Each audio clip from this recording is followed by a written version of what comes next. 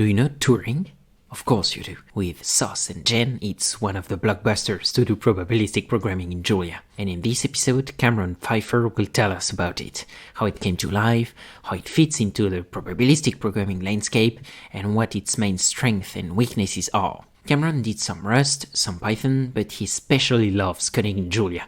That's also why he's one of the core developers of Turing.jl. He's also a PhD student in finance at the University of Oregon and did his master's in finance at the University of Reading. His interests are pretty broad, from cryptocurrencies, algorithmic and high-frequency trading to AI in financial markets and anomaly detection.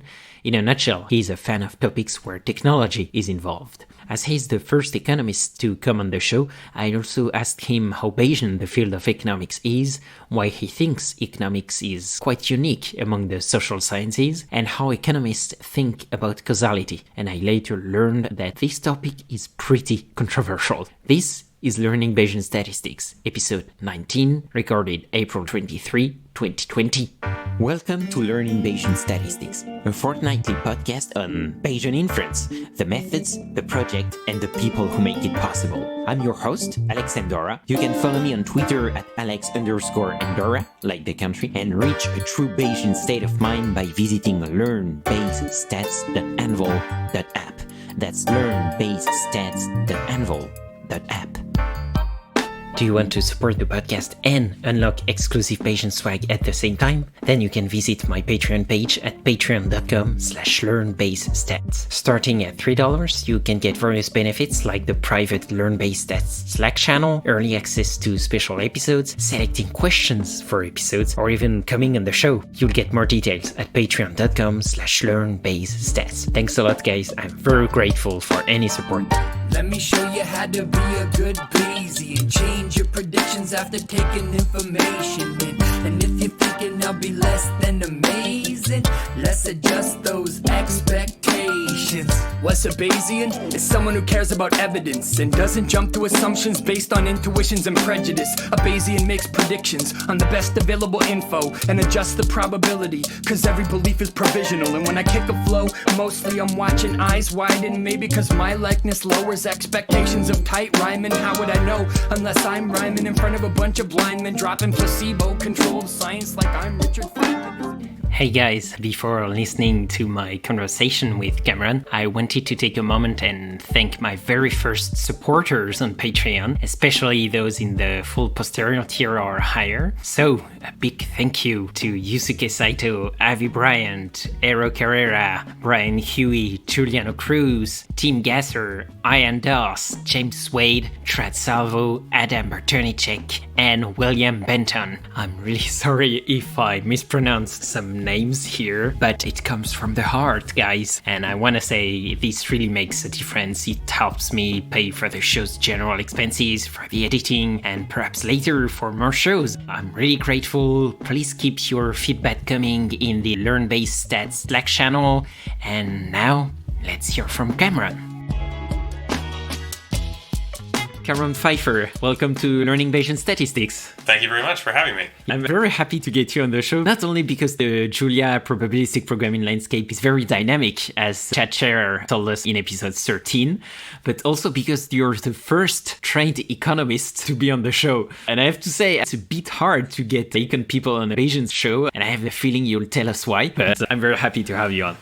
Oh, well, thank you very much. I'm happy to be your first economist because there's not many econ people who are in the Bayesian cult, so happy to say whatever it is I can. Yeah, we're gonna dive a little deeper on that and econ and Bayesian methods, because I know you wrote a very interesting blog post about that in the middle of the quarantine. But let's start by your background, because in this blog post that I put in the show notes, you wrote that you are not an optimization person or a machine learning person or even really anyone with any measure of formal engineering training. So, who are you, Cameron?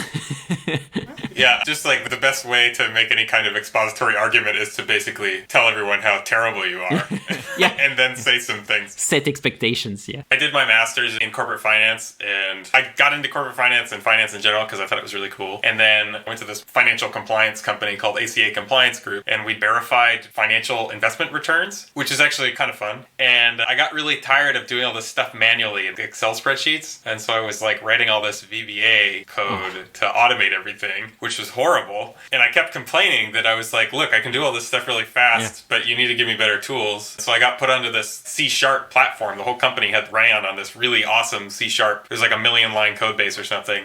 And so I got hooked into it and started writing code. And I was like, this is awesome. I love this. I'm having a good time. And about the same time I got into that, I applied for a PhD because I thought it was super cool. I got in, surprisingly. And now I'm in my second year of my PhD. My first year paper was on theoretical modeling, but I like econometrics and kind of big data and stuff like that. And I'm hoping to do interesting Bayesian research. I'm working on a project on that right now. And I don't know. I feel like I didn't answer your question very well. No, my question was very broad. It was, who are you, Cameron? So I guess you did. It explains a little where I come from. And actually, do you remember why you were interested in finance and corporate finance in the first place before even going into your master's? My undergrad is actually in theater arts. So I was like a professional stagehand for a long time. I did lighting design and stuff. We had a club that would send the theater students to events. And I found out there was a way that you could get money from the school to do that. If you go to this committee, you could request money. And so I went there, and there's like 110 club representatives, and they were like, who wants to be on the council that allocates funds? There's like $100,000 every year. And I was like, oh, great idea. I'll join the committee and I can get money for my club to send my people. And then I got to the first council meeting and they were like, who wants to chair the committee? Who wants to lead the committee? And I was like, oh, I'll do that because that's an excellent way to get money for my club. And I got into it and I was like, this is awesome. I really like looking at money, sort of. That was like the very naive interest I had in the outset. And then I took like accounting and finance classes and I loved it. They were great. And I got very into academic finance and how it is that people think about choices about money and how it constrains them and how firms make choices with constraints on money and all these kinds of things. And so I kind of fell down the rabbit hole there. It's funny to see how you discovered this interest kind of by accident, actually. Yeah, I get that a lot. I have like kind of the stupidest background of anyone in the rest of my field, right? They're all like math people or computer science people or whatever. And I'm just like, I did theater arts and I failed every math class I ever took in high school. Like, I'm good at math now. I was going to say, it's the most important thing is that you're good at math now. Yes, that's true. And actually, it's kind of inspiring, I think, to see stories like yours, I guess, for people who want to switch fields and so on. It's always very interesting to see people doing that and see that it's possible. It's often not easy. It asks for a lot of courage and perseverance and time, but you can do it. That's true. You can do it. Anyone can do it. You can learn calculus. It's super easy. Just remember, calculus is cool. Exactly. Especially when it's done by computers. Oh, yes. I did analytical calculus, and then I was like, this is awesome. And then I was like, oh, man, I can just numerically integrate all this stuff. Who cares? I don't need to solve for integrals anymore.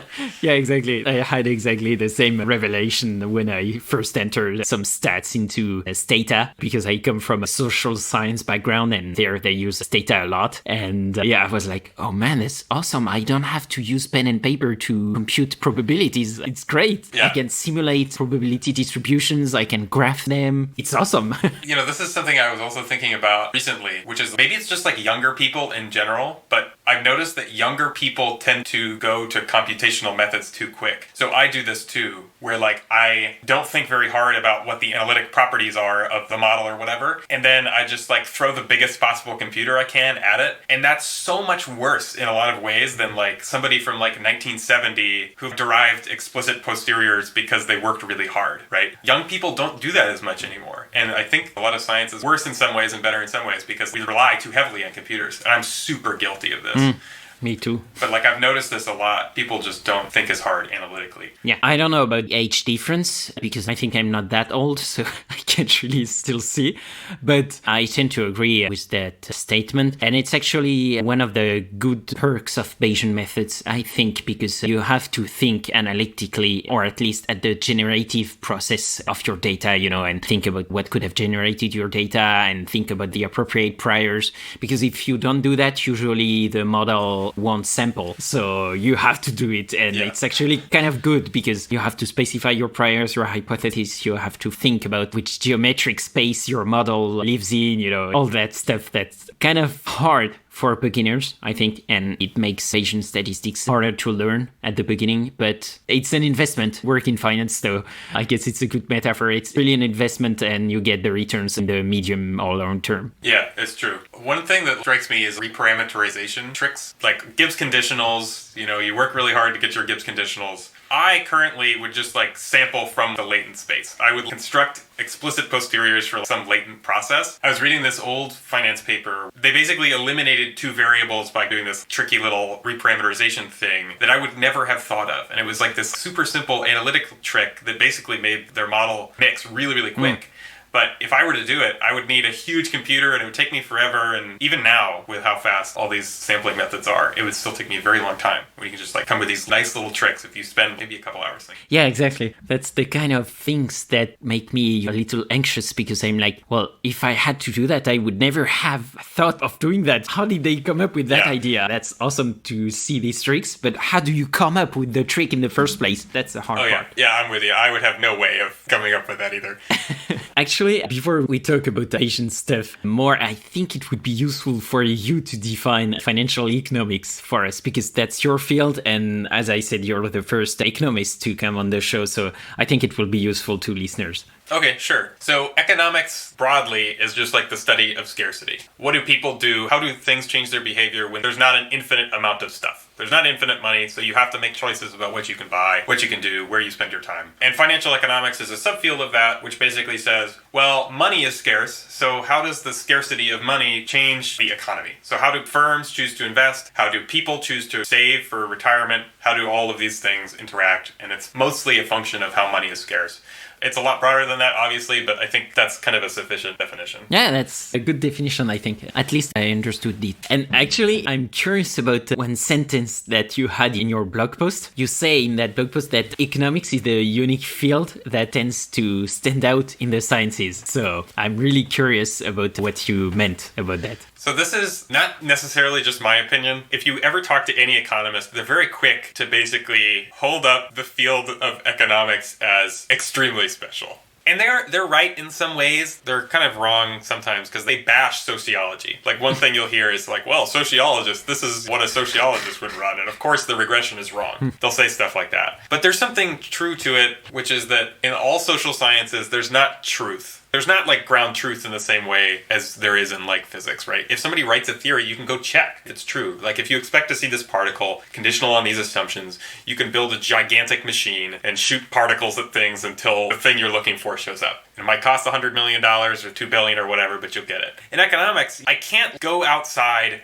capture people. I can't sit them in front of a chair and say, I want you to tell me what brand of cereal you like, and then rank all of their choices and use it to approximate their utility function. I can't ask you what your utility function is because it's a concept, it's a tool we use. So you can't test things. And this is common in all social sciences, not just econ. But in economics, we use all these mathematical models to describe behavior that we should see. And then we take those models and we look very hard with those models at things we see in the world. I'm not saying that other fields don't do this, but economics models are super complicated because the economy is very complicated. And so I think just the degree to which modeling is used, we have descriptions of how the world should work, and we look and see whether or not the data says that that model is true. And I think that's a very good model. It works quite well for economics, and it doesn't have nearly as much uptake as economists would argue that it should in other fields. Whether that's true, I don't know. But you want to make sure that the thing that you are looking at is causal, right? You care a lot about whether or not something's causal. So does X cause Y? You better make sure that it does, because if you're going to say something, you kind of want to be certain. Because there's no ground truth, you want to have a good model that supports some kind of causal relationship, and you want good data that supports the thing that your analytic model predicted. So economics is very sophisticated in a lot of ways, mathematically, certainly empirically, and they focus very heavily on causal inference. I think those are the three things, but economists think too hard. I agree with that part. Maybe I would refine find your sentence in saying that economics is a unique field that tends to stand out in the social sciences because of the characteristics you just mentioned. I would say that the hard sciences are also characterized by what you just said, with, of course, the limitation that you laid out that there is no really ground truth in social science. And also it's less deterministic because you're studying people react to models, to decisions of other people and so on. But I do agree, at least from my point of view, I come from the political sciences, and I do agree that I think in the social sciences realm, economics is by far the most careful about these kind of methods and causality. It's just a prior on my part, and it's not a very strong prior because I don't have a lot of data to back my theory, So if any political scientist or sociologist want to disprove me, that's completely fine. But it's just how I would represent the world before saying you need data. Something I was curious to ask you was, I recently read Judea Pearl's Book of Why, and all what he did with the directed acyclic graphs and thinking about causal inference. And I don't recall seeing this kind of thinking a lot in economics, in the sense that, at least from an outsider point of view, it kind of seems to still rely a lot on randomized control trial as the holy grail. More generally, I don't really see all this being careful about graphs, and you are careful about confounders and so on, but it doesn't seem like the field as a whole really applies the framework that Pearls developed to take care of these confounding issues. What's your take about that? I'm very curious. This is something I'm actually very curious about because we learn about causal inference in a totally different way than most of like the Judea Pearl stuff. Yeah. And so my understanding of this, and as far as the literature is concerned, is like there's a very famous statistician named Rubin way back in the day. And my understanding is that a lot of the Rubin ideas about causality was based on something we use called the conditional independence assumption, which is basically that conditional on all of your observed data, your error that you make in predicting some data is independent. It's mean zero. It's not correlated to any of your x variables or anything, or your y variables. With your y variables, it's okay if they're correlated with your x, but it's problematic in some way. And so we didn't really latch on to the graph calculus way of thinking about causal inference. A lot of the methods that we use, you can define them implicitly with directed acyclic graph, but nobody ever thinks about it in that way. They think, well, you have a variable that you're not controlling for, or your x and your y variables are correlated. They're simultaneously determined in equilibrium, so you cannot make inferences about coefficients. Like, that's how people think. And so there is a very implicit sense in which they're using this kind of like Judea Pearl framework, but it is so different in a very interesting way, and it is very insular from the computer science stats people who kind of are more focused on the graph method. And I find it really, really fascinating because like do calculus is super cool, but economics has this identification cult. Like we think really hard about whether or not, when we have our kind of shared language with like all the Rubin descendant fields, we have this very specific language about whether or not something is identified and whether or not it's causal and all these things. So I don't know why it didn't get picked up. Maybe just because the Judea Pearl stuff was newer, like, and economics is a kind of a slow moving field. It's kind of very slow at incorporating like computer science and kind of modern statistics, like computational statistics anyway. And it's very sophisticated in other realms. We've taken like the Rubin idea of causal inference to its farthest extremes. It's very sophisticated in economics, but it's a different kind of sophisticated. It's fascinating to me too, because in economics, I often hear and see people talking about causality and endogenous variable and so on. And if I understood correctly, endogenous variable, I like confounded variable or something like that. Yeah, more or less. Basically, if the classic example of this is price and quantity. So if you regress the price of a good on how many units it was sold, you can't really make any useful inference because the number of units that were sold was a unit of how high or low the price was. If the price was low, you sell a lot of units. But you also can't tell if price changed because quantity didn't move. So like, let's say quantity didn't move and price moved in response. Because those two variables are endogenous to one another, they're simultaneously determined, you can't make inferences unless you have some kind of strong identifying assumptions or some kind of, like we would typically use like an instrumental variable approach. You can read about that. I don't want to talk about instrumental variables. They're very boring. But they're very important in identifying causal links. And that's how one of the big tools that we use to think about it. But that's also puzzling to me. Actually, I wonder how does the field right now determine which variable you should control for or not? And how does the field think about that? Because in the do calculus framework, I think the two main advantages are, one, the do calculus can tell you, well, you should control for this variable because it's a mediator, but you shouldn't control for this variable because it's a collider. So if you want the direct causal causal past you absolutely shouldn't control for it. And also the interesting thing is to say, after the do calculus analysis, well, actually, if you think this is the right DAG, the DAG that describes the reality, given the data that you have, you can't estimate the direct causal link between X and Y. Then when you know that, I think it's huge information, valuable information, because then either you can go collect the data you're missing or you can go on to another project. And I'm wondering if economics doesn't use this framework, how do you guys do to do that right now? How do you decide about controlling for some variables and so on?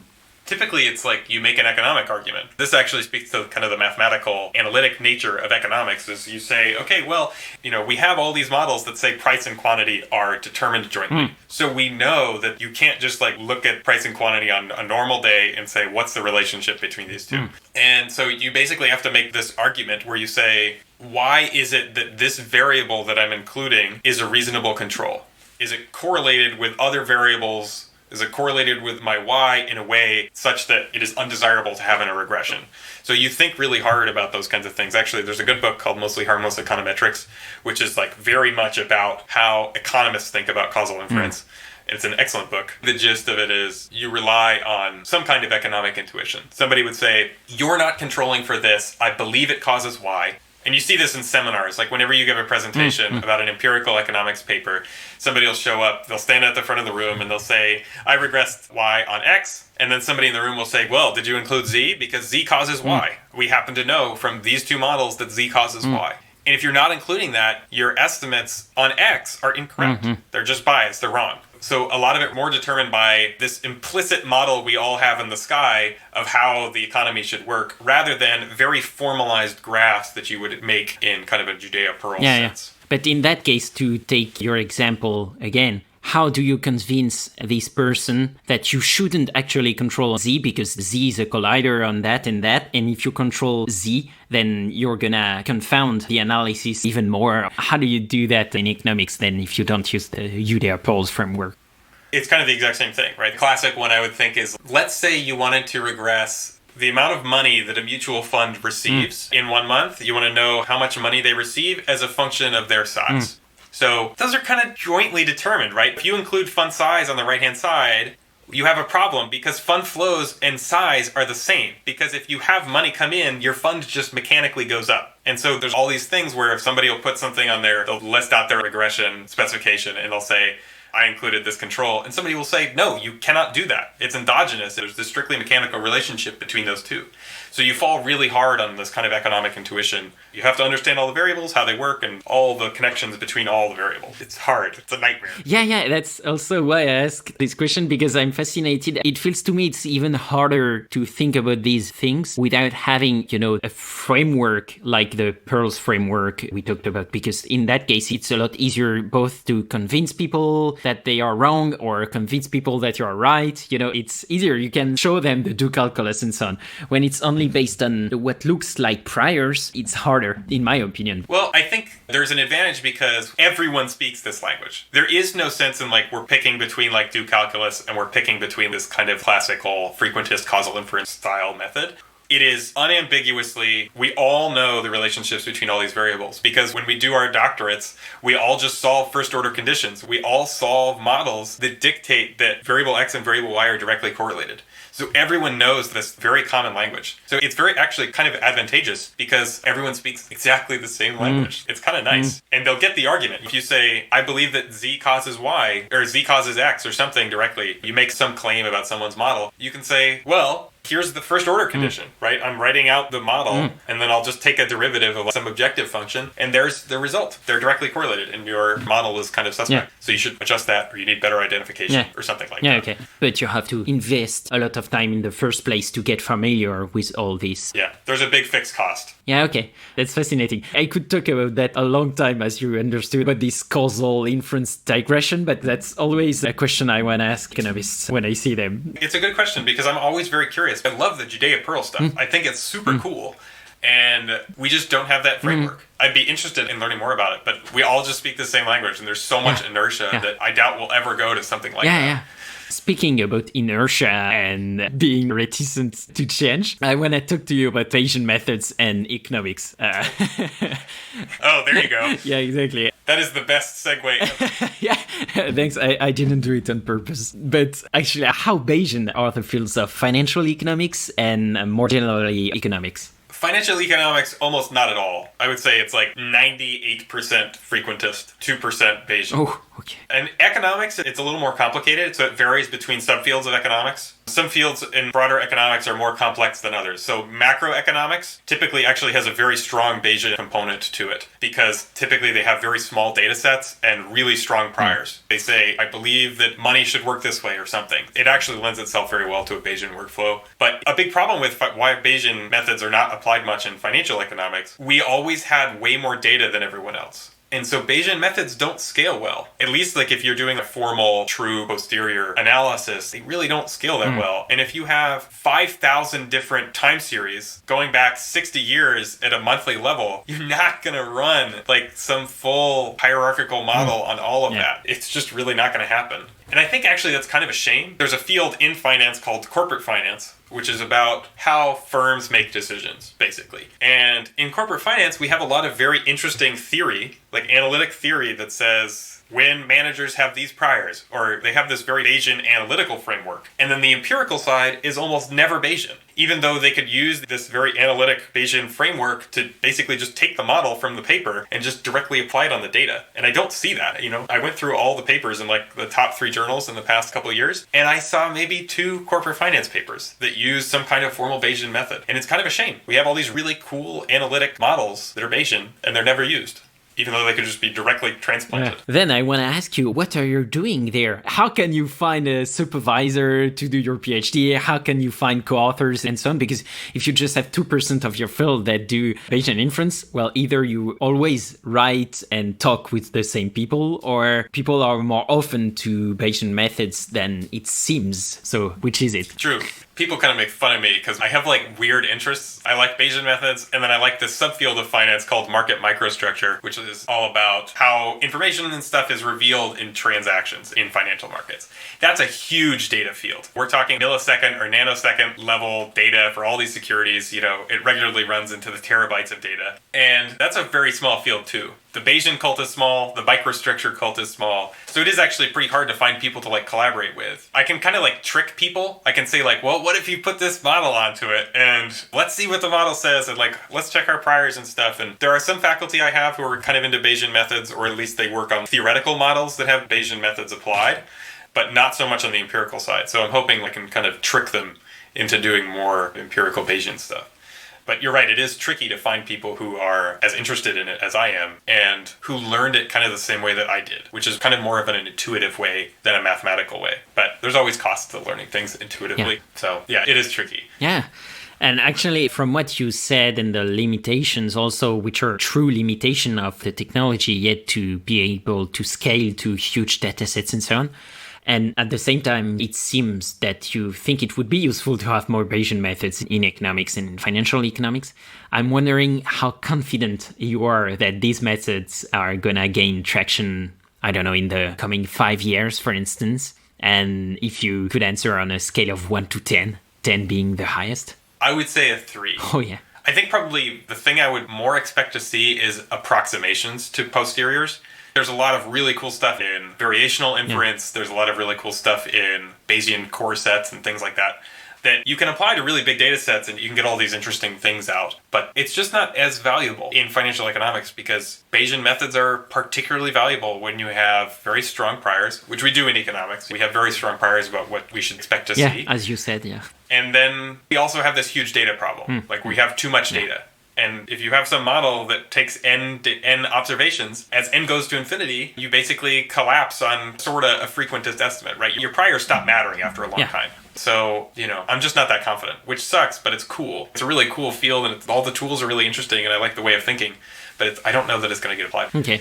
It makes me also wonder, because you've always been in the financial economics studies, or before you were in the theater arts, I guess it's not there that you learned about Bayesian methods, but do you remember how you first got introduced to Bayesian methods?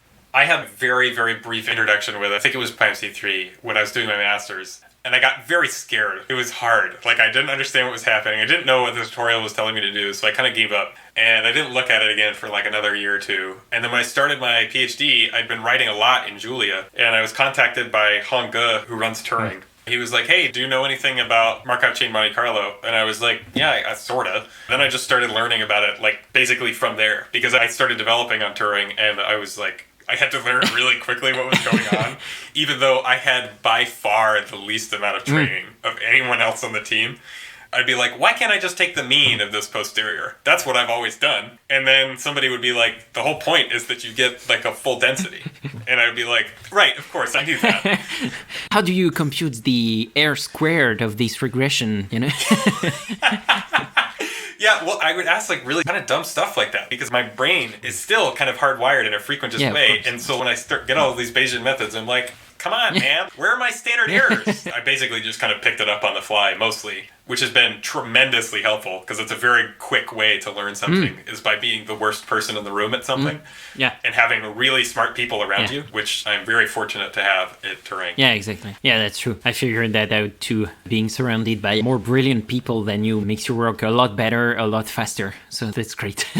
Yeah. The best goal I have in life is to be the dumbest person in the room at all times. That's like the best possible outcome for my life. Yeah, that's true. Actually, I'm curious about why did he contact you in the first place? He contacted me because basically he was looking for people to work on Turing. And the number of Julia developers at that time was quite small. Julia is a fantastic language, but there are just not as many developers as there is in like Python. Or it's pretty easy to find Python people. Very hard to find Julia people. And on paper, I look really good, right? I'm a PhD student, so I can kind of figure stuff out as I go. Most people can. You don't have to be a PhD student. But yeah, that was why. I'm one of very few people who knows Julia, so I was very fortunate. Yeah, it's funny. It's actually because you knew a lot about Julia that he asked you if you wanted to work on Turing, and then because of that, you had to go into Bayesian method. Yeah.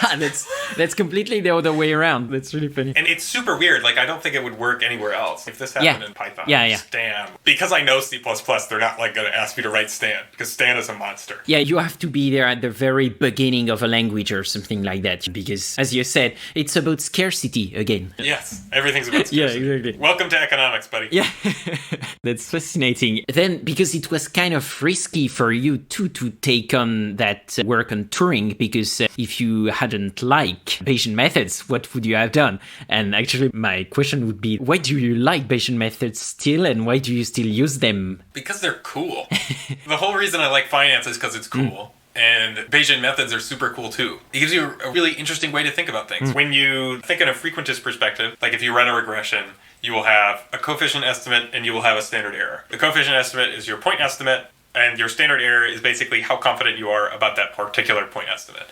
And that is a nice way of characterizing uncertainty, but it also doesn't give you a nice structure that you get from Bayesian methods, right? If you have like a unimodal or a bimodal or multimodal posterior, your standard error is a really bad way of characterizing your uncertainty about your point estimates, because you have two modes now, maybe, and you have like maybe a highest posterior density in two different regions.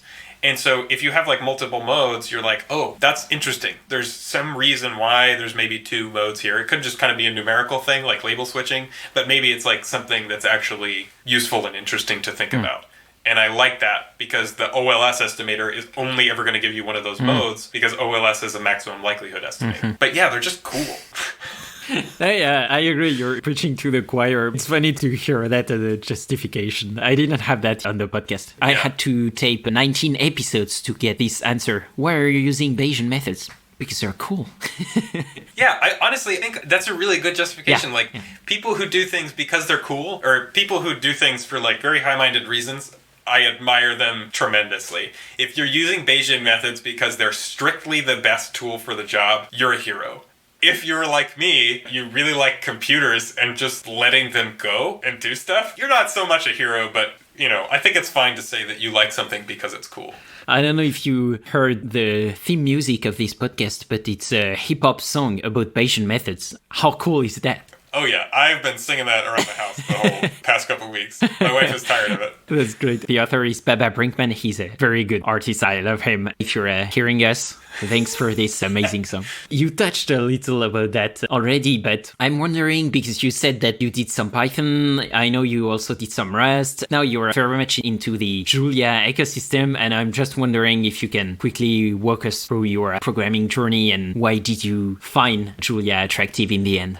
So my dad and my brother are both very good engineers. They're both very highly skilled programmers. And so I was like, nah, I don't want to program because they're good at it. I'll do my own thing. And then when I started getting back into like finance and kind of empirical methods, I was like, what's the thing that my brother and my dad will never use? And I'll use R. Because R is not anything resembling. It is a programming language, but it's not C. But then I was like, okay, well, I'm all right with R. I might as well do Python. Didn't like Python so much. And then I started learning like Haskell because my brother was into Haskell, and I was like, all right, it's time to do some weird, cool language. Haskell made me tired and angry because nothing I wanted to do would work. And then I picked up Julia because it was pretty. I just saw like syntax and I thought it was just like really nice looking. And that was like the first thing that drew me in. And then when I started writing it, I was like, this is super easy. Like everything I want to do is just like done. It's like as easy as Python, but it's more fun to write and it's way faster. I love it. It's like such a good language. It's fun to look at. The type system is amazing. Like it's just fun. It's just like a good language. I wish more people knew it because it's just good. Like you're doing a good advertisement for this language. Good. It should be better. I wish there was a way better Julia salesman than I am. But as it is in my office, back when I used to go to an office, I would give out Julia stickers to all the PhD students in the hope they would be like, what is this lovely language you've told me about? Would you like to teach me how to use it? So far, no one's taken me up on that because they're riding the Python struggle bus and they don't want another language. Yeah. But you gotta try it. If you haven't tried Julia, you should definitely try Julia because it's just fun. Yeah, I want to try too. But it's true that one language at a time. First master one language and then go struggle with another when you're missing these times where you're banging your head against the wall because you don't understand why what you're doing is not the same as the tutorial and so on. So yeah, it's true. And we have a super helpful community, which is very nice. Yeah. Everyone is very, very helpful. They're super nice.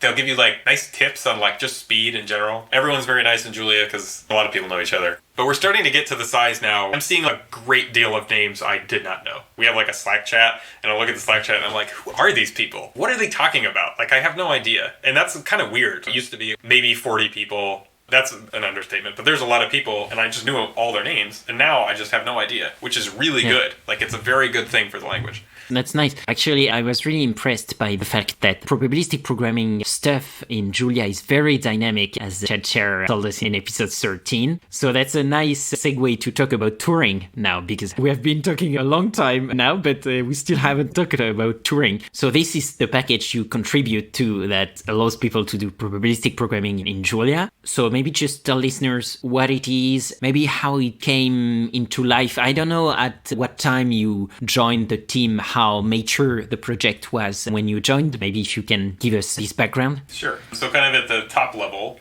Turing is a probabilistic programming language written in Julia.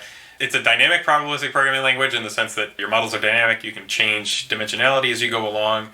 It is nice and fast. In some cases, we're beating Stan in performance. In some cases, we're quite close to Stan. And in some cases, Stan still outperforms because Stan is pretty amazing. I'm not going to beat around the bush there, but we're actually comparable to Stan in terms of speed. And it's super easy to write models. This is one of my favorite things about Turing. You write models the same way that you would write them in a paper, where you say, X is distributed normally with this prior. And you even use the tilde notation, which I love because if you're a little slow like me, I don't want to think about distributions. I don't want to think about like a function. I just want to use the little tilde. The other thing that we have that is really nice is that we have this huge sampling library. So one of the big selling points initially of Turing was that you had composable inference. Basically, you could do a particle filter on an integer-based variable, and you could do a Hamiltonian Monte Carlo sampler on a continuous variable. And you could combine them. One of the issues with Stan is like you can't really do integer variables because you have no U-turn sampling or Hamiltonian methods, basically. But you can choose, I want variable 1 to be particle sampler, and I want everything else to be sampled according to nuts, which is really cool. And I think it would be remiss to not mention that particular strength in Turing. Actually, how it came into life? What were the goals and the objectives at the time? This was kind of a University of Cambridge project from a guy named Hong Ge, who runs the project still. I came on a little whiles after this was founded, but I asked him. And so I guess what happened was he was working on this random fragmentation process problem. And he couldn't use like probabilistic C or Stan or anything because it's kind of this dynamic supermodel, I guess. And so he said he had a, quote, miserable time and eventually came up with Turing. And I guess at that point, Turing was mostly just particle samplers. So it was mostly just particle methods. There was a master's student at Cambridge named Kai Shu, who's still on the team also, who basically wanted to do Hamiltonian methods. So they included Hamiltonian Monte Carlo methods pretty early on in Turing, and it kind of evolved from there. And then about the time that I joined, Hong Ge had basically started like finding people to bring them in. And so now we have a whole bunch of team members. It's on the website, but there's a lot of people who work on Turing now, and they're all very highly skilled. It basically took off in terms of development speed. I think sometime around when I joined, maybe a little after. It's not my fault. I didn't contribute most to the development. There was a lot of people who joined in about the same time. And yeah, we've basically been continuously developing now for at least as long as I've been around in a big way. Yeah, and congrats on this project. It's really awesome, and it's great to see these kinds of projects coming around and gaining traction, as you said. Actually, I'm wondering because now there are several options to do probabilistic programming in Julia. We talked about Soss with Chad. In episode 13, we also talked about Gen. So I'm wondering how Turing fits into this ecosystem. What's its characteristics maybe compared to Gen, Soss, and other packages? Yeah, those are kind of the top three, counting Turing and Soss. There's a couple other projects, but they're kind of small. Most of them are kind of like pet projects. They're still cool, but they're mostly like pet projects. So Gen and Turing are very similar, and actually all three of them are similar in that they're all kind of universal probabilistic programming languages. Turing is intended to be very composable. So it's composable on the inference side. You can kind of hot swap whatever sampler you want to use on the variable side. We're working still on like trying to pry the modeling component out. So there's kind of this idea that we would like to have like statically compiled graphs, and you just hand it a statically compiled graph and it runs through the samplers, and that you kind of get speed boosts, but you lose the dynamic component. And my understanding of Gen so far is like they're mostly static, and as a result of that, they get this kind of significant speed boost. They're also targeted a little differently. It's more kind of like a machine learning or kind of like online inference style thing, whereas Turing is more focused on formal kind of Bayesian estimation. It has like the same workflow as Stan, more or less. And Soss is actually pretty interesting because like Chad's got this really, really interesting approach to like how he formalizes models in his system. The syntax is very similar to Turing, and he can do all these tricks with likelihoods and things like that to basically treat a model as if it were a distribution. So we're still kind of working on actually allowing Turing and Soss to kind of talk to each other. So you could, in theory, define a Soss model and stick it in a Turing model, or define a Turing model and stick it inside of Soss, and just kind of perform inference on like different kinds of hierarchical models like that. So yeah, by far, I think Turing is like the most actively developed, but Gen and Soss are both super interesting projects. Their accomplishments, they're quite remarkable. And I have like a lot of solidarity that like Julia is like doing super great at probabilistic programming. We have like 3 really awesome projects, which is kind of outsized impact for kind of the size of the Julia community. And it speaks to how easy it is to develop some of these in Julia. Yeah, that was basically the sense of my question. Not to formalize a hierarchy between the packages, but more to have a sense of how different they are. But because you insisted on the fact that one of the strengths of Turing was the fact that it was dynamic and you could change the shape of a model dynamically. And I was wondering when you would need to do that. Would it be when you do, for instance, sampling and then posterior predictive sampling that you need to change the shape of a model, or other use cases? I'm thinking more in terms of Bayesian non-parametric models. The whole reason Turing was started was because it's kind of a non-parametric model. Like a lot of other tools are pretty bad at handling that. So maybe for listeners, can you give some examples of non-parametric models? One example is like Gaussian processes. You have k parameters, and then you look at the function of that model as k goes to infinity. Yeah. And so in the case of a Gaussian process, this is like the sampling points, how the multivariate normal is characterized. But the most salient example I have in my head, because we have a tutorial for it, is like infinite hidden Markov models. You can basically have means basically as you go along. And it's pretty hard to do that in a dynamic way where you add and subtract means as you go along. It would be like a hidden Markov model with an infinite number of states. Yeah. Oh, okay. That's great. You know, I'm not actually like a Bayesian non-parametrics guy, but there's like a whole bunch of non-parametrics people on the team. So Martin Trapp and Hunga and some other people. I'm sure I'm forgetting somebody. But they work on very interesting dynamic dimensionality problems, which is, I guess, pretty tricky. And we handle it basically flawlessly, which is nice. Well, not flawlessly. I don't want to get an issue where somebody's like, this doesn't work. You said it worked flawlessly. And I'll be like, sorry, I'll fix it. You said on this podcast that it was flawless. Yeah. I'll see you in court, Cameron. Yes, I don't want that.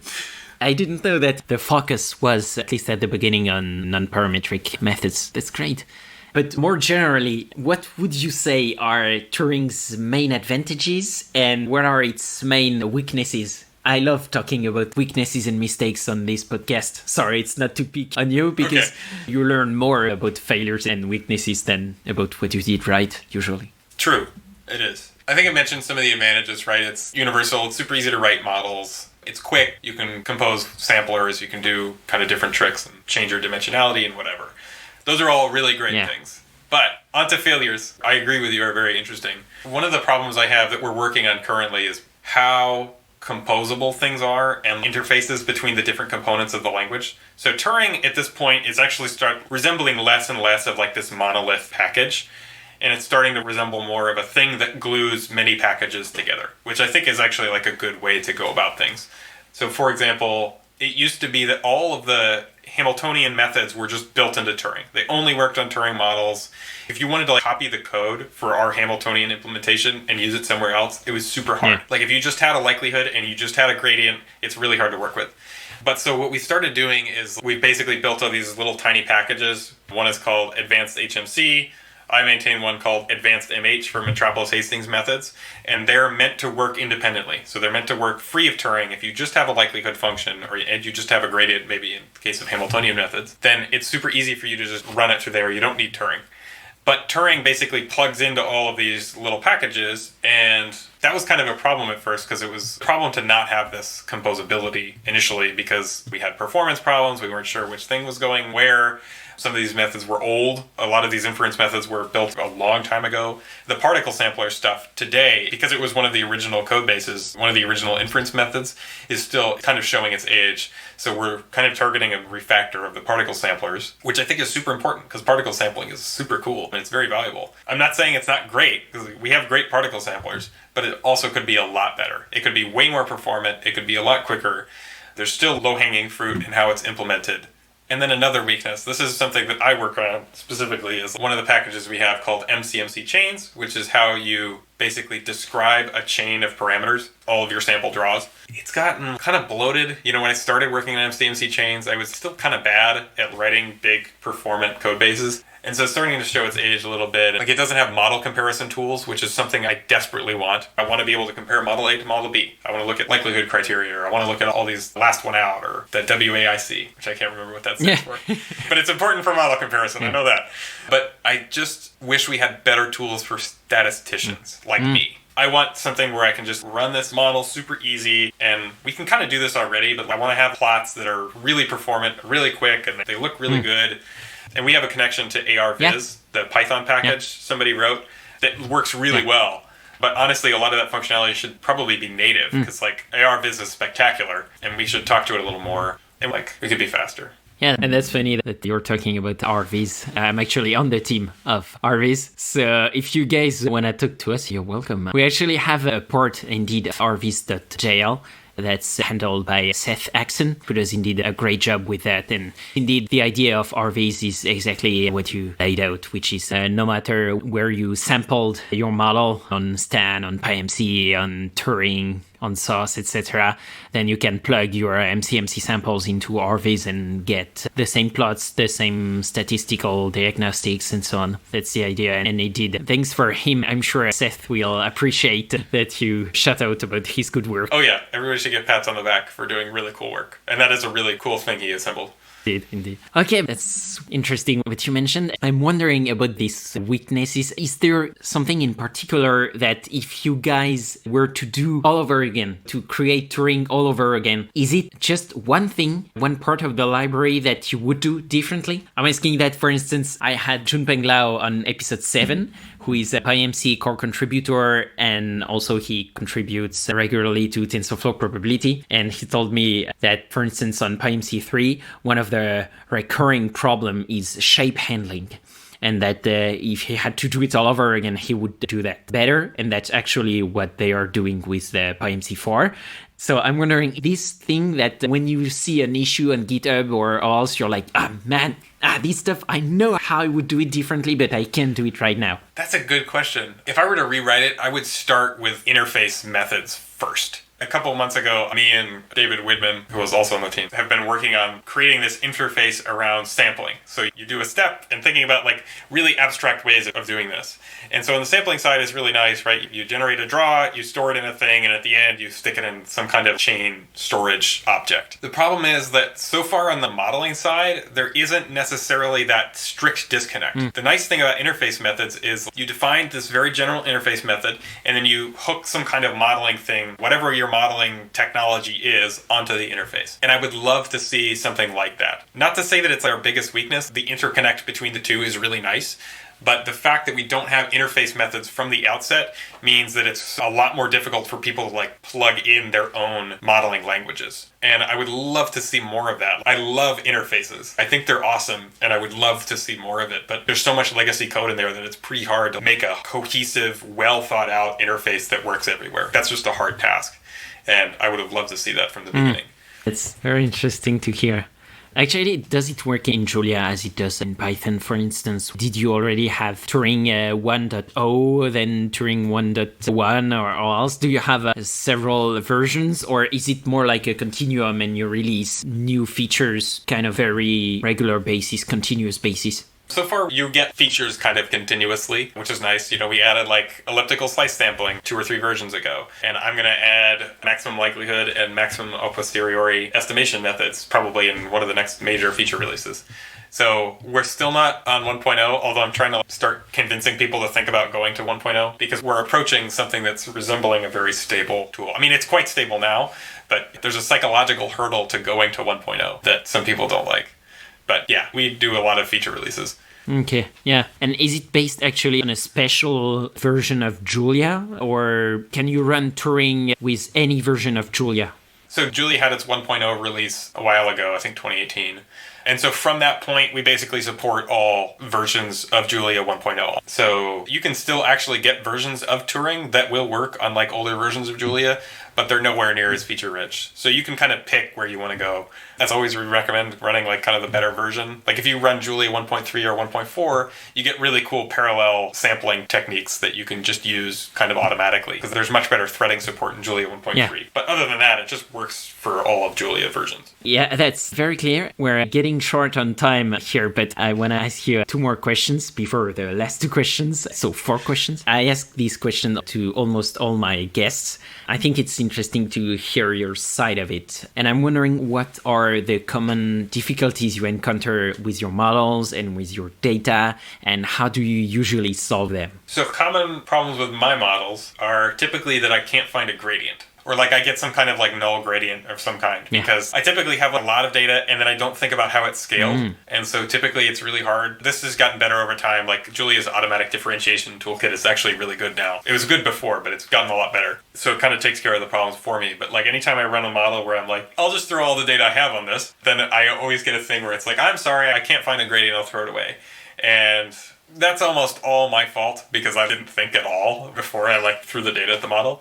But typically that's my problem. I've just run something that I didn't think about, or the model is not written right. It's just not reasonable. So typically when I get those, I'll sit down and I'll be like, oh, okay. I'll just like print out all of the variables I see, and I'll just do like debug from there, which is a pretty good standby to use. And you can do that in Turing. The nice thing is you just write normal Julia code, and it just works. We impose kind of probabilistic framework on your function. So you can write whatever code you want, but that's print line or writing it to file if you really want to. Yeah, that's probably it. Can't find a gradient because I'm bad at modeling. I think it's a pretty common error. I see that also a lot on PyMC3. At the beginning, I did that a lot. You don't scale your data.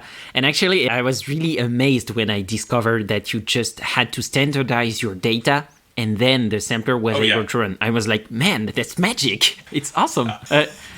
I was totally blown away. I went on the Slack channel for all the Turing people, and I was like, what's wrong with my model? It's not finding a gradient. And somebody was just like, just standardize it. And I standardized it, and the sampler ran like 5 times faster. There was no gradient problems. It was awesome. It's super weird. At the beginning, you were like, why would standardized data help the sampler? Then you understand. Yeah. But yeah, it's really at the beginning you do that. It's also coupled to choice of priors. Often if you take 2 wide priors, plus you don't standardize the data, then boom.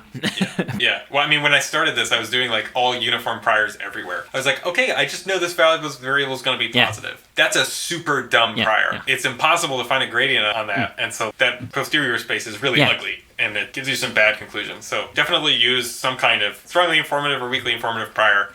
Super important. Yeah. I have learned. That's perfect. Very practical advice. Listeners love that usually, so thanks. And yeah, the other question I wanted to ask you before going on to the traditional last 2 questions is, what does the future of PPLs, of probabilistic programming languages, look like to you? You know, which advances are particularly exciting to you? Because I know you're passionate about that topic. I just like to see them used more. Like, back to my field in economics, a lot of the problem with why Bayesian methods aren't used in economics is because like everyone learns Bayesian methods in a super weird way. They're like, okay, I have all these priors and I'm going to derive explicit Gibbs conditionals, which is kind of hard and it's really tiring. Like, I don't want to derive Gibbs conditionals unless the model is super easy. It's really hard to do that. Like, I just want to like grab people and say like, you don't have to do that. You can just like, go find any probabilistic programming language and it will solve the problem for you. You can just write it out like your model and it's done. No Gibbs conditionals. And it's still pretty damn fast. I just wish more people would use them. And I'm hoping that if we scream loud enough, more people will start using probabilistic programming. And I would love to see more just use from domain specialists. And even you can use probabilistic programming just if you want like a maximum likelihood estimate. If you just want to specify your model and you just want a maximum likelihood estimate, a lot of software will do that for you. You don't have to write out an explicit Kalman filter. You don't have to do all this hard stuff that people have been doing. Like, there's a cheat. You can cheat and you can use probabilistic programming. And I wish everyone knew that. And I want to see more of that. That's my goal, is I hope that it works out and more people use it. Yeah, I love it. I love it. It reminds me of the meme with Batman slapping someone, you know. We should do a sticker like that, you know, with Batman saying, use HMC, you know, bam. Yeah. Yeah, I explained this to one of my professors. I was like, you don't have to do Gibbs conditionals anymore. Yeah. You could just use HMC and everything's super fast. HMC is magic and you should know that. I wish we taught it, but we don't. Yeah, that's true. Okay, now I really have to let you go because you've been very generous with your time. But before that, I have to ask you the last 2 questions I ask every guest at the end of the show. So the first one is, if you had unlimited time and resources, which problem would you try to solve? And it's a good question for you because it makes you renege on the scarcity assumption in economics, you know, so it's good. If there is no scarcity, what do you do, Cameron? Honestly, I was thinking about this and all the problems I have. Everybody has this huge problem now where like we're all at home. A lot of that is like a function of scarcity, right? There's a finite number of people on the earth right now. There is more or less finite resources. Eventually it'll kind of tap out. There's really not a good solution. Like, I can't say we should have less people because that's not a good thing to say. But we also need to be more wary of how our presence interacts with the world around us and how our choices affect global welfare. I guess that's kind of the problem I would solve, but it's like kind of a hokey answer. Like saying, I want to solve world hunger, you know? It's tricky to answer because, I don't know, that's a hard question. Yeah, that's the goal, I have to confess. And the second question is not easier. It's, if you could have dinner with any great scientific mind, dead, alive, or fictional, who would it be? A week or 2 ago, I was listening to Thomas Wiki, his episode. He stole my answer, which was Richard Feynman. Yeah. I was very angry because Richard Feynman, he's like my rock star guy. You can also say Richard Feynman because the goal of these questions is not really any particular answer. It's about the distribution of the answers, you know, because it's a Bayesian show. So you can answer Richard Feynman. Oh, fair. Okay, I'll say Richard Feynman, but I'll also say... no, I'll stick with Richard Feynman because that guy was totally rad. Yeah. He was super awesome. Yeah. So I'm going to stick with that. Thomas had it right. That's true. Richard Feynman. Perfect. You and Thomas can go have dinner with Richard Feynman one day. Cool. I'm into it. But I have to confess, I had a prior for you on this question, and I thought you were going to answer Alan Turing. Oh, Alan Turing. Maybe. I don't know. I mean, I feel like Alan Turing wouldn't be fun to talk to. Alan Turing, I feel, would be way too smart. And I'd be sitting there and I'd be like, oh man, I'm tired here. The great thing about Richard Feynman was like, he was smart, but he's also folksy. He was somebody who was charming. Like Alan Turing is like super smart, but I would also just feel dumber than I normally do in the room with Alan Turing. Yeah, but I was going to say it would perfectly optimize your utility function, which is the dumbest person in the room, so... That's true. Yeah. You're speaking like a true economist. You really nailed the language. Yeah, I have to confess, my fiancé is doing a PhD in economics, so that's... Oh, I am so sorry. I won't answer that. Yes, very wise. But I will say there is a reason that economics is called the dismal science. Because we're not fun. I don't know what you're talking about, Cameron. Right. I think it's time to end the show. Okay, that's fair. Okay. I don't want to get you in trouble. Okay, well, Cameron, thank you. It was really, really fun talking with you and learning about Turing, probabilistic programming in Julia, and the state of Bayesian methods in economics. I hope listeners learned as much as me. I'm sure a lot of them are going to try out Turing now. I know it's definitely on my to-do list. And congrats to you and to the other car devs for this amazing project. As usual, I put resources and a link to your website in the show notes for those who want to dig deeper. So thank you again, Cameron, for taking the time and being on this show. Thank you very much for having me on. It was a lot of fun.